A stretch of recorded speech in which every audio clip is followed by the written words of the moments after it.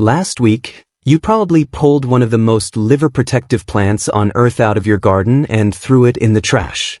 The week before that, you may have sprayed another one with herbicide, a plant that ancient physicians used to treat infected wounds, that modern hospitals have since confirmed kills antibiotic-resistant bacteria, and that a Nobel Prize-winning line of research traces its origins directly back to. You did not know. Nobody told you. Because somewhere along the way, we stopped calling these plants medicine and started calling them weeds. Here is what the ancient world understood that we have almost entirely forgotten. The plants that grow without permission, without cultivation, without anyone planting or tending them, those are often the ones with the deepest roots in human healing. They appear in scripture not as background detail but as medicine. Used deliberately. Prepared carefully. Passed down through generations who could not afford to get it wrong. Today we are walking through 10 of them. Stay with me through this entire list, because number 6 on this list won a Nobel Prize in Medicine in 2015, not as a curiosity, as an active pharmaceutical lead, and most people have never connected it to the bitter plant mentioned repeatedly in the book of Revelation. And number 3 has been confirmed in randomized controlled trials to reduce symptoms of a condition affecting hundreds of millions of people worldwide, with a mechanism so specific that researchers initially did not believe it was real. Do not click away. Let us get into it. Number 10. Dandelion. The bitter herb that built the gut of a nation. There is a reasonable case that dandelion is one of the bitter herbs the Israelites were commanded to eat at Passover in Exodus chapter 12. It grows wild across the Levant. It is intensely bitter. It was in widespread medicinal use across the ancient Middle East and Mediterranean at the time. And the instruction to eat it was not ceremonial window dressing. Bitterness in ancient medicine was understood, correctly, as a signal of digestive and liver benefit. The bitter compounds in dandelion, sesquiterpene lactones, trigger bile production and bile flow from the gallbladder. Bile is how the body processes dietary fat and clears metabolic waste from the liver.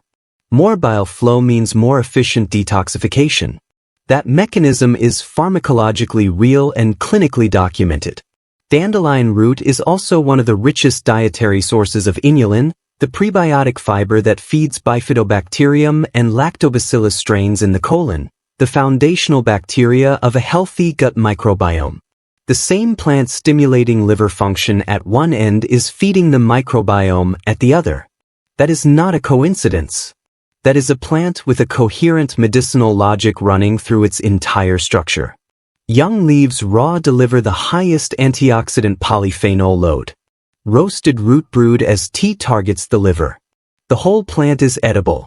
The weed destroying your lawn has a better pharmacological profile than most things sitting on supplement shelves. Number 9. Plantain. The field dressing that followed every army.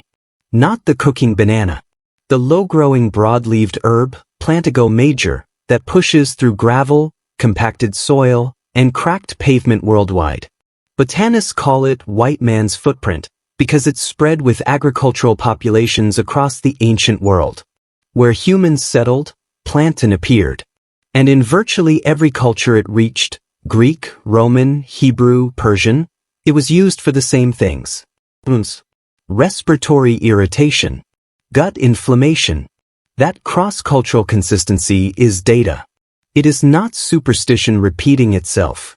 It is independent human observation arriving at the same conclusion across thousands of miles and hundreds of years. The active compounds explain why. Aucubin, an iridoid glycoside, has documented anti-inflammatory effects in tissue. Mucilage, a gel-forming fiber, physically coats irritated mucous membranes, in the throat, in the bronchial passages, in the gut lining, creating a protective barrier between damaged tissue and further harm. Laboratory studies have confirmed antimicrobial activity against common wound pathogens. Studies on the respiratory application show measurable reduction in cough frequency. Fresh leaves were crushed and applied directly to cuts and insect bites. Leaf tea was drunk for sore throats and coughs. Both preparations were targeting real pharmacological mechanisms. The plant following the footsteps of the ancient world was also following their medical needs. That is ecology doing something useful. Number 8. Nettle. The plant that stings you and then heals you. Stinging nettle, Urtica dioica, defends itself with hollow silica needles that inject histamine, serotonin, and formic acid on contact. The sting is immediate and vivid, and every culture that encountered it still ate it, drank it as tea, and used it medicinally, because once prepared correctly, the same plant doing the stinging was addressing iron deficiency, joint inflammation, allergic response, and urinary symptoms with a nutritional density that most cultivated greens cannot match. Nettle leaf is among the richest wild plant sources of iron, calcium, magnesium, and potassium. Its protein content is unusually high for a leafy green. The flavonoids it contains, particularly quercetin and kaempferol, carry antioxidant and anti-inflammatory activity that have been the subject of substantial clinical investigation. 3 specific areas of research have produced results consistent enough to drive regulatory approval in parts of Europe. Freeze-dried nettle leaf for allergic rhinitis. One randomized controlled trial found it moderately more effective than placebo and comparable to common antihistamines. Nettle root extract for benign prostatic hyperplasia. Multiple European clinical trials produced results sufficient for it to be registered as a botanical medicine in several countries for urinary symptoms. And anti-inflammatory effects in joint tissue are under ongoing investigation. Cooking or drying neutralizes the sting completely. Boiled nettle tastes like spinach. The plant that punishes careless handling rewards careful preparation with a medicinal depth that deserves far more attention than it receives. If you are finding this valuable, take 10 seconds right now and subscribe. Hit the notification bell. We cover this intersection of biblical wisdom and clinical science every single week, and the next video goes deeper than this one. Do not miss it. Number 7. Purslane.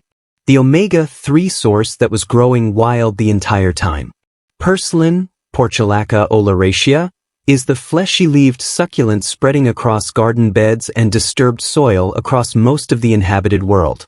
Gardeners despise it. It is extraordinarily difficult to eliminate, and it contains the highest measured concentration of omega-3 fatty acids of any above-ground plant source yet analyzed. For populations in the ancient Near East without reliable access to fish, purslane growing wild in the same environment was filling a fatty acid gap those populations may not have recognized by name but felt in their cardiovascular health. Alpha-linolenic acid, the plant form omega-3 in purslane, is present in concentrations that dwarf spinach, kale, and virtually every cultivated leafy green you can name. It also contains meaningful levels of melatonin, unusual for a plant food, and high concentrations of vitamins C and E. It has been eaten across Mediterranean and Middle Eastern cooking traditions for thousands of years. It appears in Greek, Arabic, and Persian culinary records consistently. It was not a survival last resort. It was a recognized food with a nutritional profile that modern researchers keep returning to with increasing respect. The weed colonizing your garden has a better omega-3 profile than your salad. That sentence is factually accurate and worth sitting with. Number 6. Wormwood. The Nobel Prize hiding in the Book of Revelation. Wormwood appears multiple times in Scripture. In Proverbs as a symbol of bitter consequence. In Lamentations in some of the most emotionally raw passages of the Hebrew texts. In Revelation, a star is named wormwood. This is a plant the biblical world knew by name, by sight, and by effect. The reason they knew it is that it was one of their primary treatments for intestinal parasites and fever. In 2015, the Nobel Prize in Medicine was awarded for the discovery of artemisinin, a compound derived directly from Artemisia annua, a close relative of common wormwood, as the most effective antimalarial agent in modern pharmacology. This is not a folk medicine footnote. This is the foundation of first-line malaria treatment used across the developing world today. The entire line of research began with Chinese scientists studying the medicinal traditions surrounding Artemisia plants that stretches back over 2,000 years. Wormwood's bitter compounds, absinthin and artapsin, also stimulate bile secretion and digestive enzyme production through the same bitter receptor pathway we discussed with dandelion, applied with considerably greater intensity. Clinical trials examining wormwood extract for Crohn's disease found it reduced inflammatory markers and improved symptoms in some patient groups, a finding unexpected enough to prompt calls for further investigation. This is not a plant to use carelessly. Thujone, present in some concentrated preparations, is neurotoxic in high doses. Traditional use was always carefully dosed bitter tea, not extract concentrates. But within those parameters, wormwood is one of the most pharmacologically validated plants on this entire list, and the Nobel Committee agrees. Number 5. Mullein. The lung remedy that 3,000 years of physicians refuse to forget. Mullein, Verbascum thapsus, is the tall dramatic biennial with enormous soft gray-green leaves in its first year and a striking vertical flower spike reaching several feet in its second. It grows on roadsides, rocky slopes, and disturbed ground across the Middle East, Mediterranean, and into Central Asia. Its documented medical use spans Greek, Roman, Islamic, and traditional Hebrew healing traditions. Every single one of them used it for the same thing: the lungs, bronchitis, respiratory infection, difficulty breathing. That is not coincidence stacking across unconnected cultures over thousands of years. That is clinical observation, repeated and confirmed and passed forward because it kept working. The pharmacological basis is now understood. Saponins in the leaf thin and loosen bronchial secretions, making congested airways easier to clear. Mucilage coats and soothes inflamed mucous membranes, reducing the irritation driving chronic cough. Verbascicide, a phenylpropanoid glycoside, has demonstrated antiviral activity against influenza and herpes simplex virus in laboratory studies, with a mechanism that interferes with viral replication at the cellular entry stage.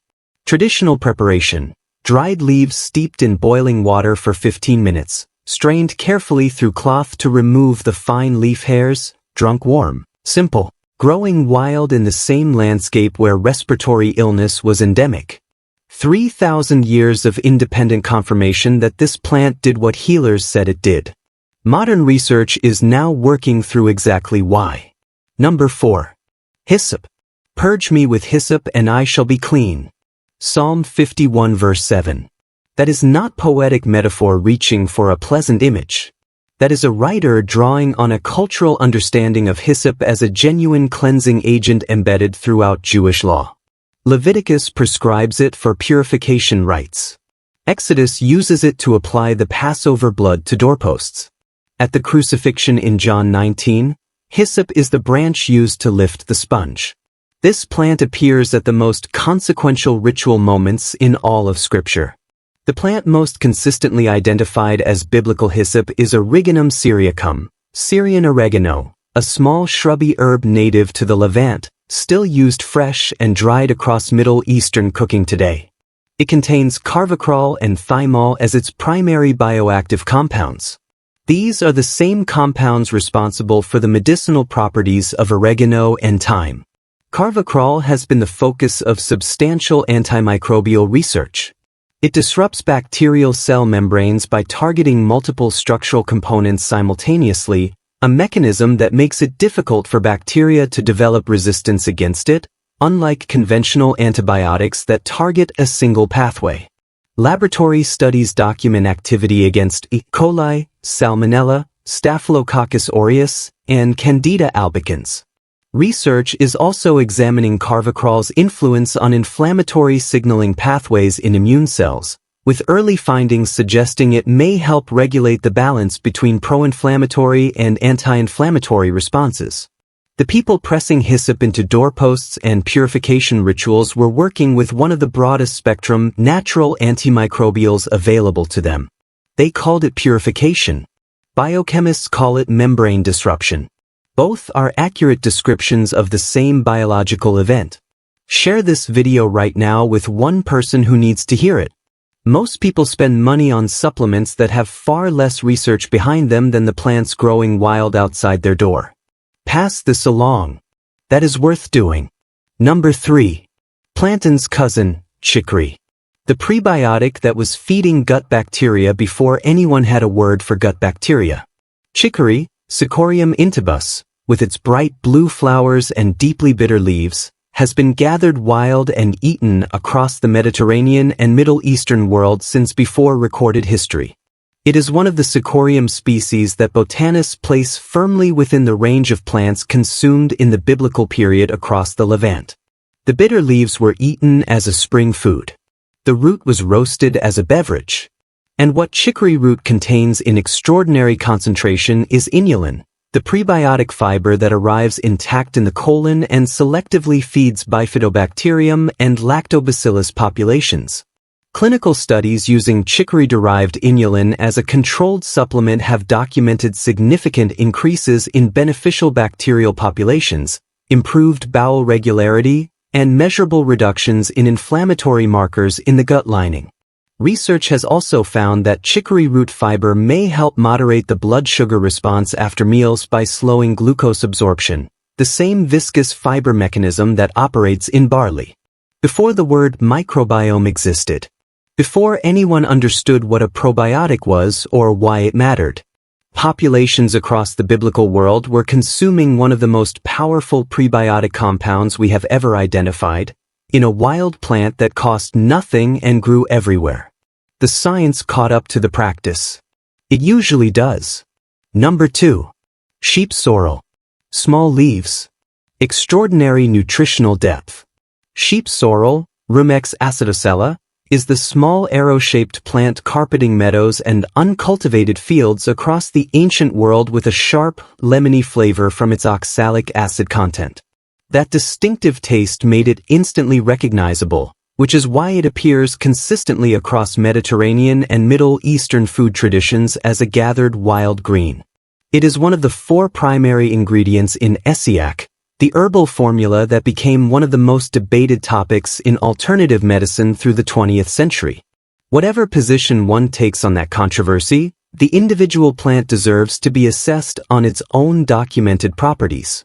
Sheep sorrel is dense with vitamin C, which is why it historically prevented scurvy in regions without citrus access.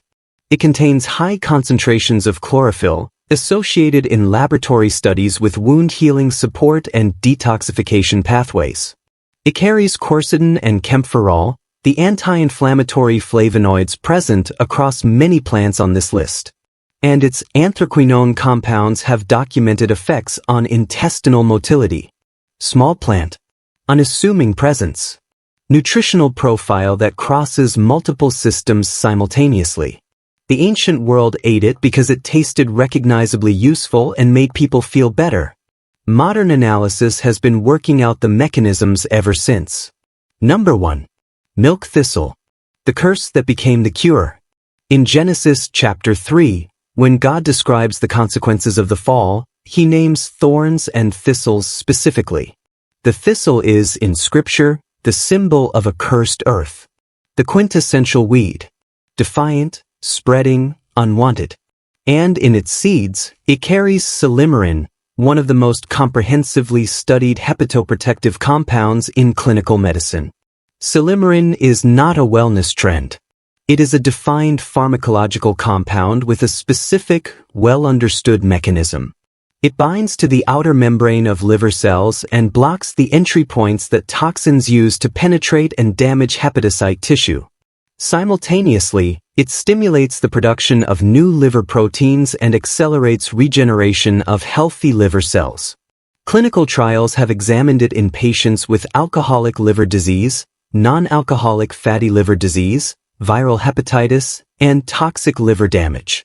The results are consistent enough that milk thistle extract is used in clinical hepatology across Europe as a standard supportive therapy. This is the plant genesis named as part of the curse. Growing wild, pushing through soil that nobody tended. and carrying in its seeds a level of liver protection that pharmaceutical researchers have spent decades trying to replicate in a laboratory and have not managed to surpass. The ancient world saw a thorn. The liver sees a shield. Here is what this entire list points toward. Not one of these plants needed to be invented, patented, or manufactured. They grew, and they still grow, directly out of the earth, into the hands of anyone patient enough to learn what they are looking at. Modern science did not discover the healing properties of wormwood, milk thistle, hyssop, or plantain. It confirmed them. It ran them through mass spectrometers and double-blind trials and peer review and arrived, again and again, at the same conclusion that careful human observation reached thousands of years ago. The biblical world did not separate the pharmacy from the field. The medicine was in the ground. The task was simply knowing what you were holding. Pick one plant from this list. Find out if it grows near you. Look at it differently the next time you see it. You are not looking at a weed. You are looking at thousands of years of human observation compressed into something small enough to fit in your hand. If this video changed the way you see the plants around you, drop a comment below and tell me which one surprised you most. I read every single one. And if you are not subscribed yet, this is the moment. Hit that button now, ring the notification bell, and stay with us. Every week we go deeper into the places where ancient wisdom and modern science meet. You do not want to miss what is coming next.